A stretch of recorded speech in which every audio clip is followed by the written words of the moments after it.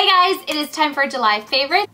I have obviously favorites, and I do have one little fail at the end and one fashion favorite that I was excited to share with you guys. So let's get started. Okay, first things first, I've been using this for over a month. It is the Paula's Choice Resist, and basically it's a daily moisturizer that contains SPF in it.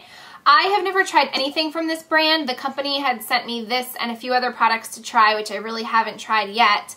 And I don't know much about the brand other than that it's cruelty-free. Paula Begown, I think is how you say her name, is also the author of the book Don't Go to the Cosmetics Counter Without Me, which it's a very influential book in the beauty world. All of her products are more better for you type products, and I really like the idea of this because my current moisturizer for the daytime that I use is the Origins of Perfect World, which also does contain SPF. I have a little itch on my nose. But it feels a little heavy to me, especially for when it's so hot outside, and I've kind of been looking for something a little bit lighter, and this fits the bill. It's so lightweight. It has a little bit of a tint to it. It's a very, very, very little tint. I wouldn't consider it a tinted moisturizer. I wouldn't consider it any bit of coverage at all, but it just has a tiny bit of a tint. It's not like, it does look white when you put it on, and then it kind of just blends into your skin tone. And it claims to visibly reduce wrinkles and dark spots. It's a sheer natural tint, ideal for all skin tones, and it's a silky lotion that mattifies and smooths. And that's the part that I could speak for. It definitely does mattify your skin. I don't wear foundation every day in the summertime, and this is a perfect little moisturizer that I can just put on, dust a little bit of powder over top, and it's great. It's just extremely lightweight, and like I said, it does have the SPF of 30, which is super nice. And it's basically for any skin tone. I mean, I have pretty normal to dry skin, and it's great, but even on here, it's for oily and also combination. So I really like this, have been really enjoying it. Another kind of concept of products that I've been loving is these spray oils, and I have two of them. This one is from Benefit, it's the Bethina, and this one is by Pure, and it's the Guava Fig Body Oil. Both of them are body oils. You essentially spray them on, rub them in, and go. And again, you would think you wouldn't want like an oil or something really like greasy for the summertime because you're sweating outside, but these are both extremely light on your skin, and I like them because they're not a heavy cream, a heavy moisturizer, and it doesn't melt right off your body as soon as you step out into the 100-degree weather.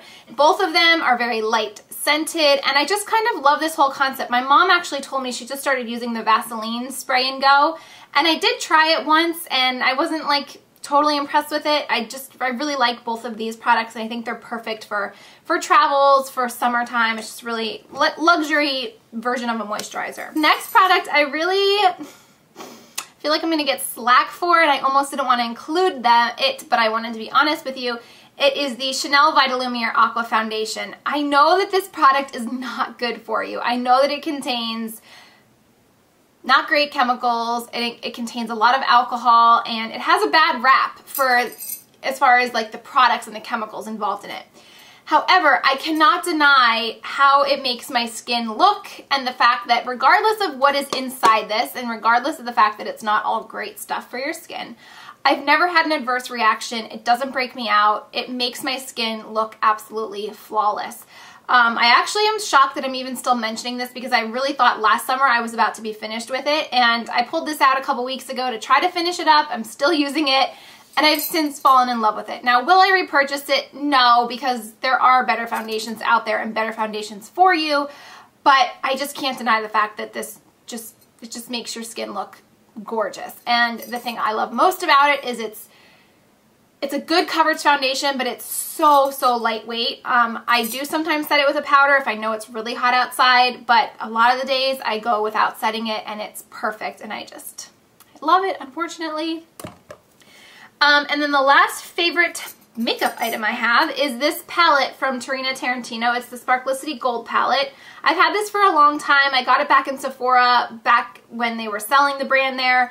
They no longer sell the Terina Tarantino line in Sephora, but you can order this directly off of her website, and I've also seen it on the Gloss 48 website, so if you're interested in getting it. But it's a really nice neutral style palette, and it's a palette that I absolutely use every single color. I have so many palettes where I use like 3 of the 5 colors or 8 of the 10 colors, but these I use every single one of them, even the dark one. I tend to use the darkest one for more of like a liner or smudging underneath, but I love this palette. It's so gorgeous, and it does have shimmer and sparkle in it, but it doesn't look like glitter bombs on your eyes. It's very, very pretty and very well done.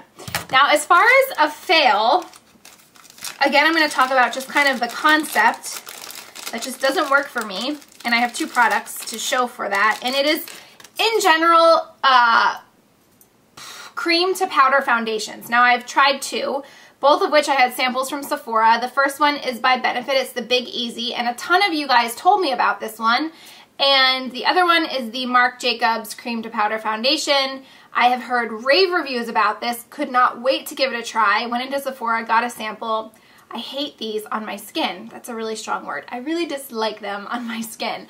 I feel like no matter how I apply them using my fingers, a brush, a beauty blender, the product just sits on my skin. It doesn't absorb, it doesn't blend in, it just looks streaky, and I'm constantly working to blend it into my skin, and yet it just looks like surface. It just looks like it's just on the surface of my skin. It doesn't look nice, and as much as I really want to love the concept of it, because I think it's an amazing concept, it just doesn't work for me, unfortunately. So no desire to really try any other products like that.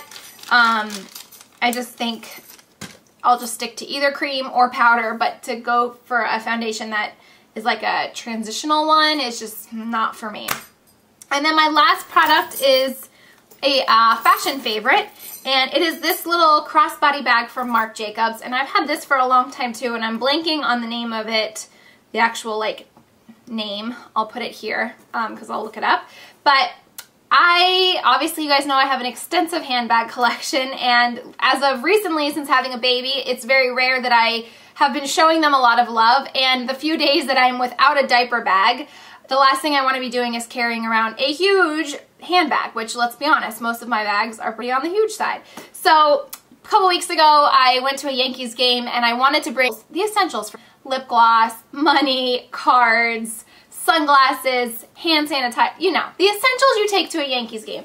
And I didn't want to carry a big bag. I was without my daughter, obviously, so I was taking advantage of the fact that I could take minimal things with me in a minimal size bag, and I reached for this one in my closet, and honestly, I have been using this as my daily handbag ever since. For the most part, when I'm running errands with her throughout the day, this is what I have on, and I'm going to just kind of do like an impromptu what's in my bag video, because the thing that is amazing about this is, as for it being a small bag, it holds a ton of stuff. Now, obviously, you do have the traditional handbag strap, which does detach, which is another reason I love this so much, because when I do have a diaper bag with me or a larger bag, this can just be thrown in that bag with my cards and money and my stuff separate from all the baby stuff. So I'll really just quick show you what is inside. The inside is lined with the Marc Jacobs saying, and it fits a ton of stuff. So really quick, I just have my keys, a huge bottle of hand sanitizer, which normally I would keep something smaller, but this is all I could find around the house. A pack of gum, a Target gift card. I have cash, more cash, receipts. I have a perfume. This is the Elizabeth and James Nirvana White. I also have the black one in here. My lip gloss, which is the Glossy Stain number 101. I have some feminine products. What else? I have a NYX Jumbo Pencil in white, and honestly, I don't even know how this got in there or why it's in there. What else? Cards, little coupons from Target, some change, and then the card slot. So I have my license, my insurance cards, my debit card, you know, and it's nice because it's separate from everything else, and you don't have to keep like another smaller wallet inside. So I definitely wanted to mention this if you guys are in the market for a smaller crossbody bag. If you're just looking for a good throw in your beach bag kind of a bag for the summertime, and you can double it, it'll double as a nighttime evening bag for when you're going out. I know it comes in a lot of different colors. I believe this one is taupe. It's just very neutral, but I just love it. It's really, really convenient and handy, and it fits a ton of stuff. So I hope that you guys enjoyed my favorites this month. Thank you so much for watching this video, and I'll talk to you soon. Bye!